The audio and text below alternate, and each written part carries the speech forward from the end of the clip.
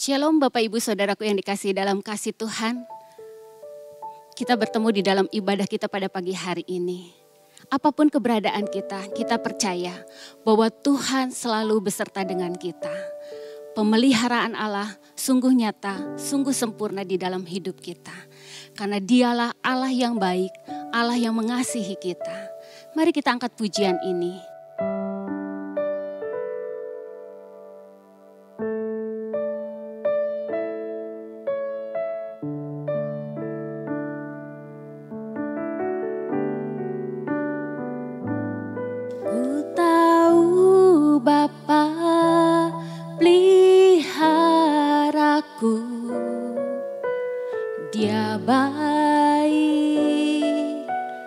Dia baik, ku yakin Dia selalu sertaku. Dia baik bagiku, ku tahu Bapa peliharaku. Ku tahu Bapa peliharaku. Dia baik,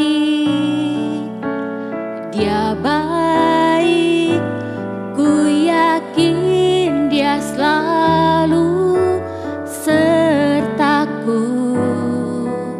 Dia baik bagiku.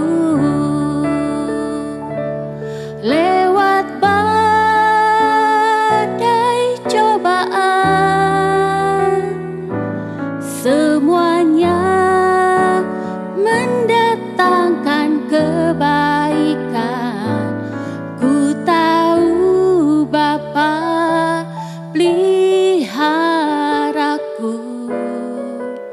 Dia baik bagiku.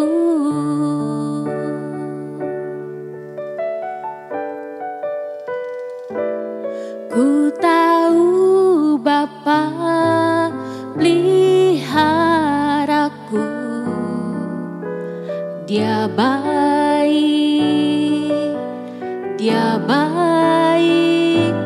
ku yakin Dia selalu sertaku. Dia baik bagiku. Lewat badai cobaan, semuanya mendatangkan kebaikan. Ku tahu Bapa peliharaku.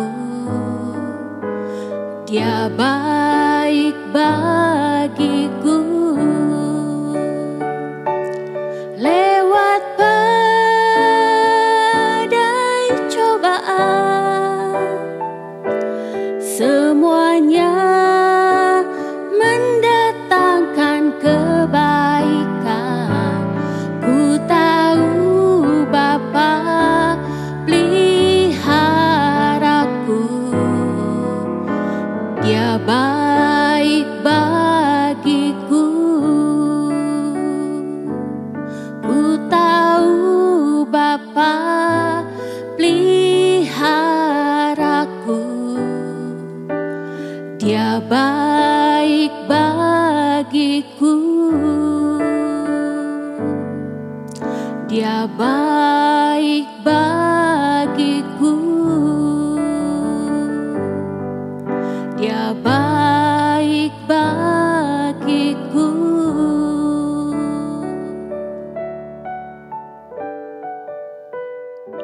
Shalom Bapak Ibu dan semua saudara yang dikasihi oleh Tuhan Yesus. Selamat bertemu kembali dalam ibadah minggu Gereja Gerakan Pentakosta Maranatha Cimahi.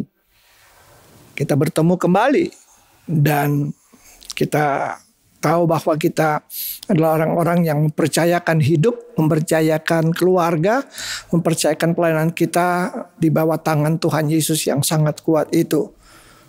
Sebelum firman Tuhan disampaikan, mari kita bersama-sama berdoa, meminta supaya Roh Allah menolong kita. Kita berdoa.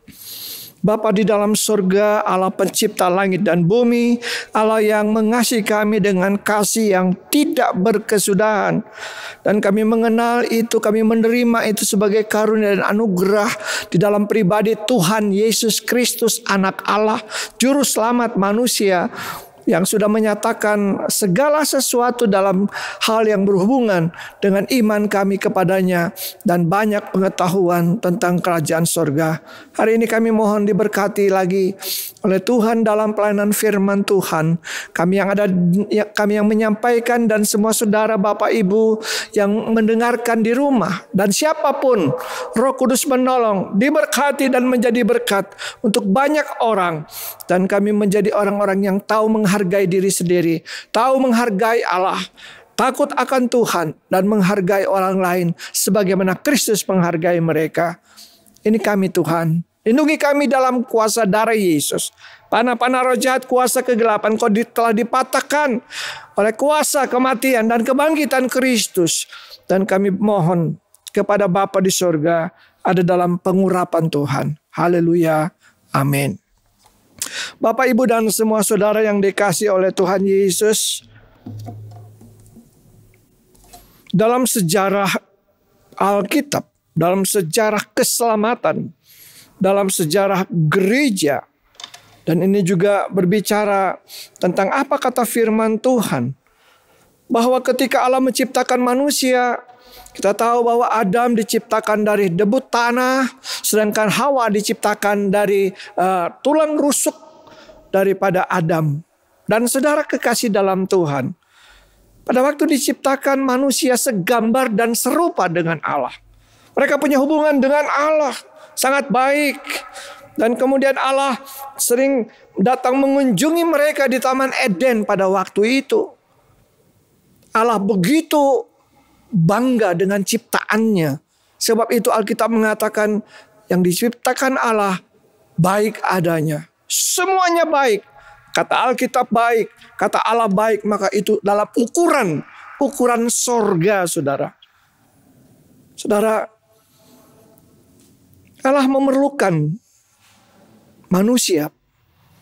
Karena Allah punya tujuan untuk menciptakan mereka. Agar Allah dapat mencurahkan isi hatinya. Allah mencurahkan kasihnya. Dan juga apa yang ada dalam hatinya. Keinginannya, rencananya. Sebab itu dia menciptakan manusia. Allah menjadikan manusia itu menjadi milik. Menjadi harta kesayangannya. Tetapi saudara tahu dalam Kejadian pasal 3 terjadi kasus yang sangat dahsyat. Yang membuat manusia terpisah dari Allah, yaitu dosa, saudara. Manusia diusir dari Taman Eden. Allah memalingkan muka kepada ciptaannya yang unik ini. Saudara, tapi Allah mempunyai keinginan bahwa manusia harus kembali. Manusia sempat dikuasai, dirasuk oleh kuasa kegelapan, sehingga cenderung dalam hatinya dalam melakukan yang jahat. Dan Allah memberikan janji, kalau kita melihat proto-evangelion, asal awal keselamatan yang dijanjikan, yaitu mengenai Yesus Kristus, mengenai Mesias dalam Kejadian 3 ayat 15. Berarti Allah ingin mengembalikan manusia ini kembali kepada garis seperti apa yang Allah inginkan. Mana manusia kembali menjadi milik Allah. Milik kesayangan Allah. Saudara yang kekasih dalam Tuhan Yesus. Hari ini saya ingin menyampaikan firman Tuhan dan penguraiannya kepada semua saudara. Kamu adalah milik Kristus. Dan Kristus adalah milik Allah. Ini satu pernyataan kepada jemaat di Korintus yang ditulis oleh Paulus. Yang ingin menekankan bahwa orang-orang Korintus yang hidup di luar Kristus, hidup dalam perzinahan, hidup dalam penyembahan berhala. Tetapi ketika mereka bertemu dengan Kristus, mereka harus meninggalkan semuanya itu. Dan kemudian Paulus ingin mengatakan bahwa kamu adalah milik Kristus dan Kristus adalah milik Allah. Itu artinya bahwa kamu, hai orang-orang yang percaya kepada Yesus, menjadi milik Kristus sama juga dengan menjadi milik Allah. Itulah sebabnya saudara, orang-orang yang percaya kepada Yesus dikatakan sebagai anak-anak Allah, untuk membedakan mana anak-anak Allah dan mana anak-anak dunia.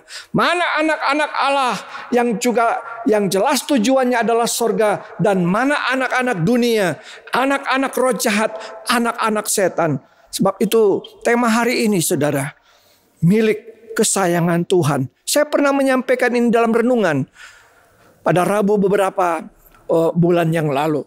Tapi hari ini saya ingin menyampaikan kembali supaya saudara tahu posisi saudara saat ini. Ya. Tahu keadaan saudara yang sebenarnya, keadaan hidup saudara yang hari ini dan hari akan datang. Milik siapa saudara? Milik kesayangan Tuhan. Kata milik itu berarti dalam KBBI kepunyaan, hak pribadi. Jadi kalau memiliki, mempunyai hak sepenuhnya atas sesuatu dan bebas menguasai, mengatur dan mempergunakannya dan yang lain-lain. Milik kesayangan Allah.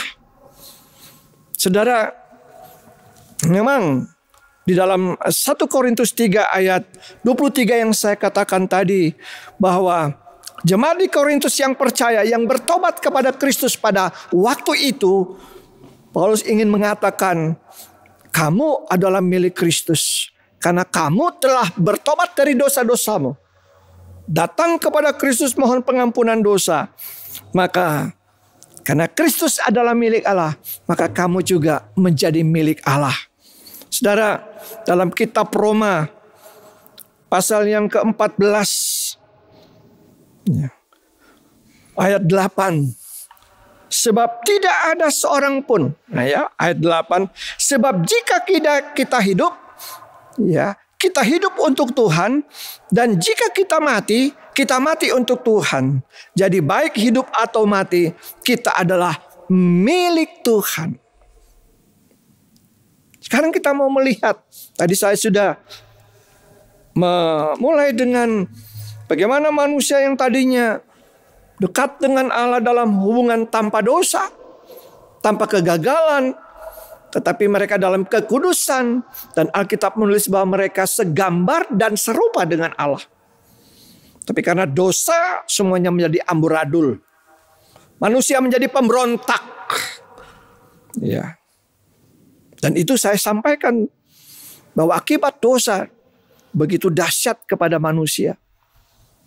Jadi kalau ada anak tidak menghargai orang tua, ada orang yang tua yang tidak menghargai anak, ada suami istri yang tidak saling mengasihi, penuh dengan pertengkaran, maka saudara bisa lihat itu kerja daripada ego manusia yang dimulai dari Taman Eden. Melihat ke belakang, di dalam Maleakhi pasal 3 ayat yang ke-16 dengan 17. Nabi ini memberitakan kepada orang-orang Israel pada waktu itu. Ia ingin menyatakan, karena pada waktu itu Israel mengatakan sia-sia beribadah kepada Allah. Maleakhi pasal 3. Apa untungnya kami memelihara apa yang harus dilakukan terhadap Allah? Ya. Apa untungnya? Tidak ada untungnya. Buktinya, orang-orang yang gegabah, orang-orang yang fasik, orang-orang yang mencobai Allah, mereka kok berbahagia. Dan kemudian Tuhan mulai ambil bicara. Tuhan memperhatikan dan mendengarnya. Orang Israel menganggap pada waktu itu Allah tidak mendengar. Segala perbuatan, segala perkataan saya dengan saudara. Kalau lihat di sini Allah langsung berbicara. Tuhan memperhatikan dan mendengarnya. Ya. Bagi orang-orang yang takut akan Tuhan dan bagi orang-orang yang menghormati namanya, mereka akan menjadi milik kesayanganku sendiri. Firman Tuhan semesta alam. Mereka akan menjadi milik kesayanganku sendiri. Saudara punya istri, punya suami, punya anak. Dan kalau ingat bagaimana ketika mulai berpacaran, maka sang laki-laki itu sudah menganggap bahwa pacarnya itu adalah miliknya. Sehingga tidak bisa sembarangan. Ya. Kalau ada laki-laki lain yang melirik, dia menjadi emosi dan menjadi marah. Padahal dia belum masuk dalam pernikahan. Ya. Ketika laki-laki dan perempuan berdiri di atas di altar dan kemudian pendeta memberkati, maka di situ sah. Karena ada perjanjian nikah. Sah. Menjadi milik. Suami adalah milik istri dan istri adalah milik suami. Ini bicara soal rumah tangga. Kalau saudara punya anjing kesayangan, kucing kesayangan, emas, kendaraan, rumah, itu menjadi harta kesayangan saudara. Sama seperti beberapa hari lalu di Medan ada seorang yang kehilangan kucing ras. Ya, dia cari-cari, dia masukkan di media online, di media informasinya. Dan saudara, ada yang mencari dan ternyata ada di tukang jagal. Kucing itu sudah mati, saudara. Wah, mau diperkarakan. Karena barang kesayangannya, milik kesayangannya, kucing kesayangannya. Ya, kalau saudara membeli rumah, maka syah dibeli, ada bukti pembelian, dan itu menjadi bukti daripada pemilikan. Kalau saudara punya mobil yang bagus, ya, kemudian ada orang sender-sender, ya, saudara tentu akan memperhatikan orang itu, takut dibaret ya oleh orang itu. Begitu dijaga, sampai-sampai saudara, hobi juga itu menjadi milik dan kesayangan. Ada banyak hal yang bisa disampaikan di sini. Tapi juga ada banyak orang yang merasa bahwa jimatnya, ikatan-ikatan dengan roh jahat, kekebalan dalam tubuh, dan semua yang berhubungan kemampuan untuk berkelahi, ya, tidak mempan ditusuk, digorok tidak mempan, dan itu dianggap bahwa itu satu milik yang sangat berharga. Tapi saudara, di balik itu orang mengatakan bahwa itu dari Allah. Tapi sebenarnya tidak. Bukan dari Allah. Dan orang-orang Kristen yang punya seperti itu ya tidak menjadi milik. Karena ia dimiliki oleh roh yang lain. Ya. Nah, di dalam Yesaya pasal yang ke-59, ya, saudara bisa melihat bahwa dosa itu menghambat keselamatan, menghambat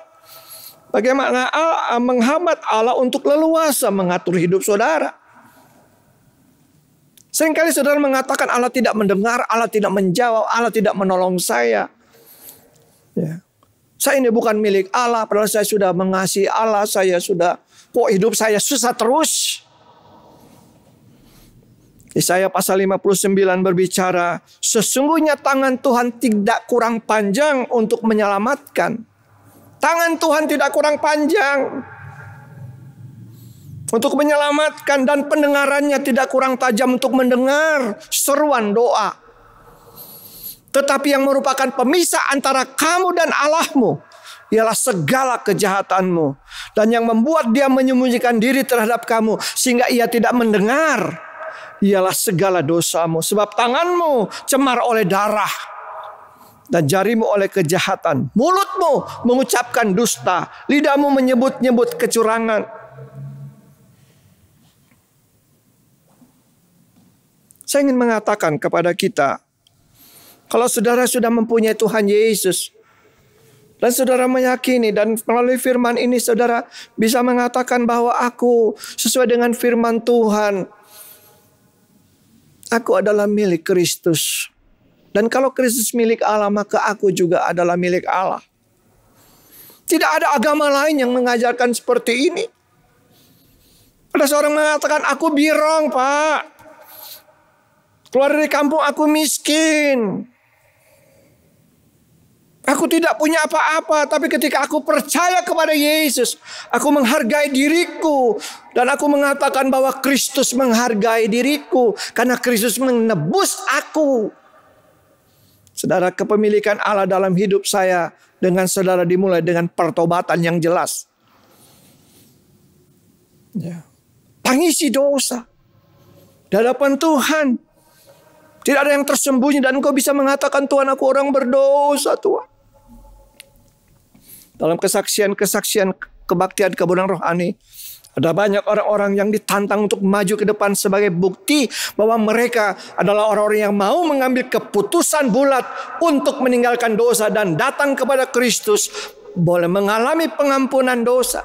Karena jikalau kamu mengaku dosamu, maka ia adalah setia dan adil sehingga ia akan mengampuni segala dosamu dan menyucikan kamu dari segala kejahatan. Saudara, begitu dahsyat firman Tuhan itu. Orang-orang yang begitu tidak berdaya, tidak merasa dihargai, tidak menghargai diri sendiri. Tetapi ketika dia bertemu dengan Tuhan Yesus, saya ingin mengatakan kepada saudara bahwa saudara adalah milik Kristus. Saudara adalah anak-anak Allah yang membedakan saudara dengan anak-anak dunia, dengan anak-anak setan. Bukan berarti Allah memperanakan saudara, tidak. Karena barang siapa percaya dalam namanya, maka ia disebut anak-anak Allah. Yohanes 1 ayat 12. Ia sudah berpindah daripada maut kepada hidup. Ada banyak ayat-ayat yang berbicara seperti itu.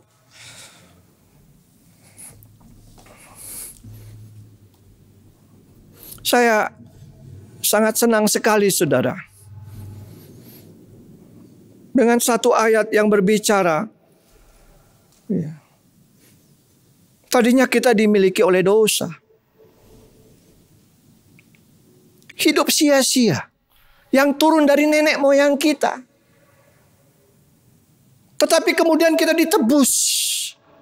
Kata ditebus, dibayar untuk menjadi milik Kristus.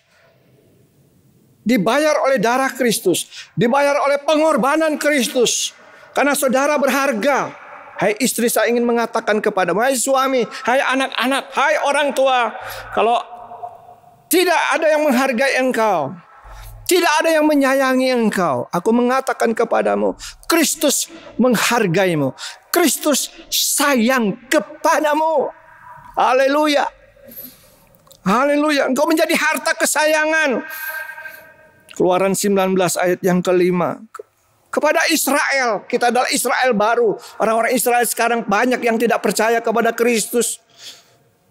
Ya. Tapi saya ingin sungguh membangunkan hati saudara, membangunkan pandangan saudara. Di dalam perjanjian lama saudara, Ulangan 32 ayat 9 sampai 12. Didapatinya Yakub itu di gurun. Tapi dikelilingi dan dijaganya, dituntun dan diajar bagaimana hidup seperti biji matanya Tuhan. Waduh, saya bisa memegang tangan saudara. Tetapi ketika saya mencoba untuk mencolek mata saudara, maka secara refleks tangan saudara akan menampik tangan saya. Karena begitu pentingnya mata dan berharganya mata. Dan Allah mengatakan, semua yang percaya dan taat dalam perjanjian lama pun percaya dan dalam ketaatan sama dalam perjanjian baru dan saat ini. Dalam percaya dan ketaatan kepada Allah, engkau adalah biji matanya Allah. Kalau tidak ada izin Allah, tidak ada yang bisa menyentuh saudara. Ini sangat penting. Saudaraku kasih dalam Tuhan Yesus. Bagaimana saudara dengan saya? Mau terus hidup di dalam status sebagai milik kesayangan Allah. Malaki pasal 3 tadi bicara tentang menghormati Tuhan. Menghormati Tuhan. Menghargai Tuhan. Tidak menganggap remeh. Tidak bermain-main dalam pelayanan. Tidak mengandalkan kekuatan sendiri. Saudara tidak bisa mengandalkan kekayaan saudara. Saudara tidak bisa mengembangkan ketenaran saudara. Kedudukan saudara yang sekarang. COVID banyak mengambil. Membuat orang mati. Termasuk juga di dalamnya para pendeta dan para hamba-hamba Tuhan. Kematian karena COVID adalah satu cara. Sama dengan cara-cara yang lain.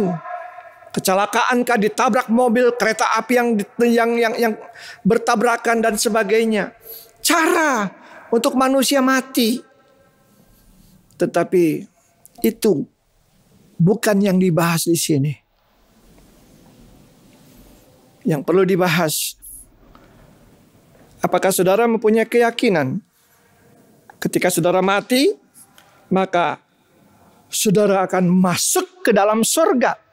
Alkitab mengatakan tidak mudah-mudahan, tetapi pasti di dalam Kristus, saudara.